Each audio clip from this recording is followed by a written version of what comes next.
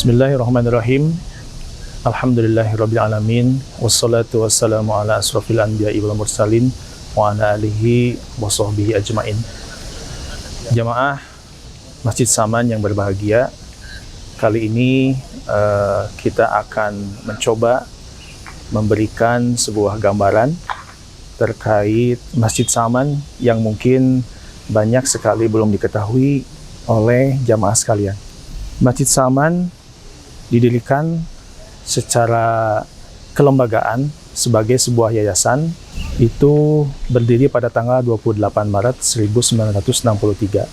Sementara bangunan masjid sendiri itu baru didirikan atau baru dipakai untuk sholat Jumat pertama kali pada tahun 1972.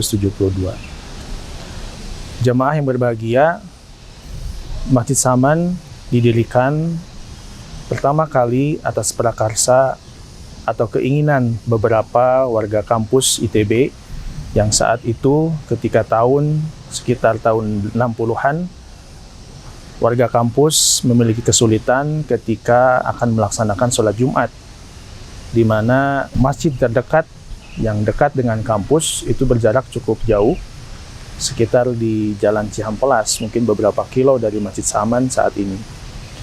Dengan keinginan tersebut, maka beberapa dosen dan mahasiswa bergabung untuk membentuk sebuah panitia pembangunan Masjid ITB. Saat itu namanya belum Masjid Saman, tapi pembangunan Masjid ITB. Dan tentunya pembangunan Masjid Saman ini tidak serta-merta mendapat sebuah kemudahan tentunya, karena bergantung kepada situasi politik yang sedang terjadi pada saat itu, dan tentunya juga kebijakan kampus.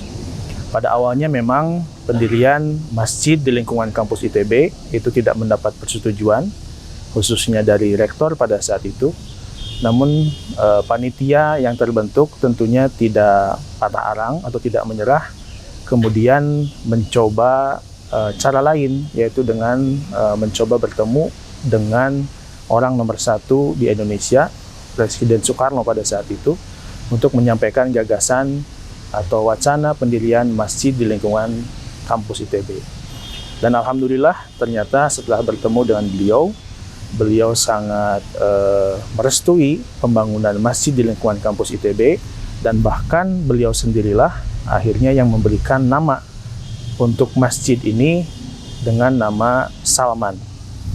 Tentunya beliau mengambil nama Salman dari sahabat Rasul, seorang teknikus, yaitu Salman Al-Farisi. Dengan membawa atau mengantongi restu dari Presiden Soekarno pada saat itu, akhirnya pihak rektor ITB pun pada saat itu menyetujui pembangunan masjid di lingkungan komplek ITB, dan tentunya memberikan sebuah lahan di mana masjid tersebut akan dibangun. Alhamdulillah setelah mendapat izin dan kemudian juga dilakukan penggalangan dana dan sebagainya, sebetulnya yang dibangun pertama kali pada saat itu adalah menaranya dulu. Nah, baru kemudian beberapa tahun kemudian alhamdulillah bisa dibangun Masjid Saman, dan tentunya kemudian dipakai untuk sholat pertama kali itu pada sekitar bulan Mei tahun 1972. Dari sisi arsitektural, tentunya Masjid Saman memiliki keunikan yang memang dari sisi desain itu memiliki perbedaan dari masjid pada umumnya, di mana masjid pada saat itu sangat identik dengan Ka'bah. Justru Masjid Saman tidak mengambil bentuk tersebut, justru malah tidak ada kubah sama sekali, bahkan didesain di dalamnya pun tidak ada tiang, dengan tujuan mungkin pada saat itu arsitekturnya, yaitu Bapak Insinyur Ahmad Nukman almarhum, mendesain masjid tanpa tiang itu tujuannya agar saf di dalam masjid ketika sholat berjamaah dapat terisi dengan maksimal.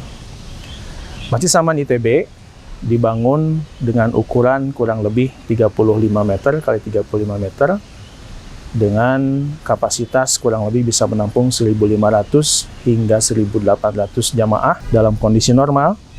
Sementara dalam kondisi pandemi tentunya ini menyesuaikan.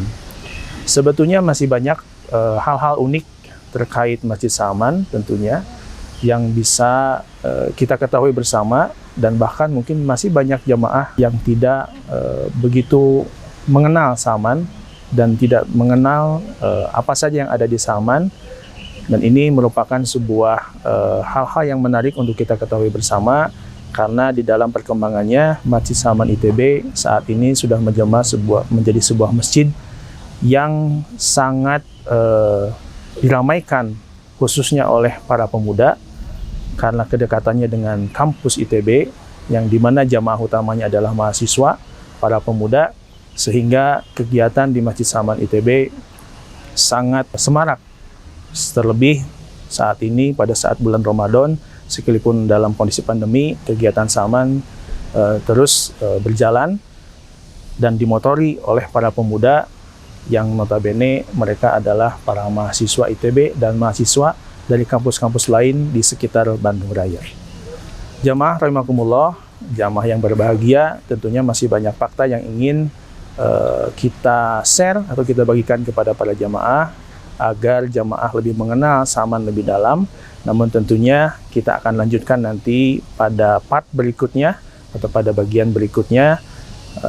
Mudah-mudahan informasi ini bermanfaat bagi jamaah, dan tentunya mudah-mudahan akan menambah hasanah pengetahuan kita tentang masjid-masjid di Indonesia, dan salah satunya adalah Masjid Saman ITB sebagai masjid yang cukup bersejarah karena dianggap sebagai masjid kampus pertama yang didirikan di Indonesia. Demikian, terima kasih. Nanti sampai jumpa kembali pada bagian berikutnya. Assalamualaikum warahmatullahi wabarakatuh.